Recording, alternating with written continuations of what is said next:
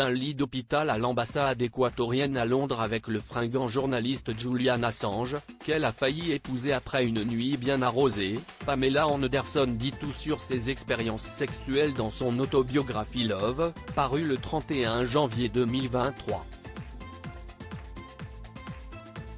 La star d'Alerte à Malibu a notamment révélé que l'expérience la plus torride de sa vie, elle l'a partagée avec un homme de 80 ans, avec qui elle venait de danser le tango. Elle a notamment qualifié, dans son livre, ce moment comme la nuit la plus chaude de tous les temps.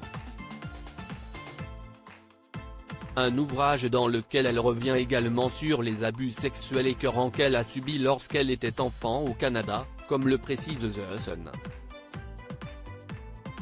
En effet, entre 6 et 10 ans, elle a été forcée de jouer à des jeux sexuels avec sa baby-sitter, qui lui payait des jouets usagés, comme une poupée Barbie, et la forçait au silence avec des menaces. À 12 ans, elle a été violée par un adulte avec qui elle était restée seule pour apprendre à jouer au backgammon, un jeu de hasard.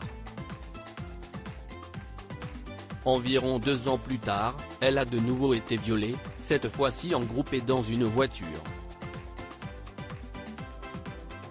La seule fois où j'ai été vraiment amoureuse, des révélations glaçantes de la part de l'actrice, qui a évoqué également son passé amoureux, elle qui s'est mariée pas moins de 6 fois dans sa vie. La première fois remonte à 1995, c'était avec le batteur Tommy Lee.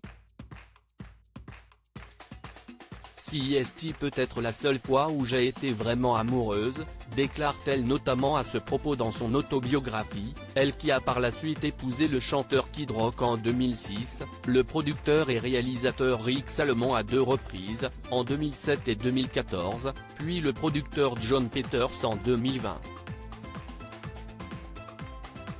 Une année au cours de laquelle elle a également dit oui à son garde du corps d'Anne Hurst, le jour de Noël et sur l'île de Vancouver, au cours d'une cérémonie intime.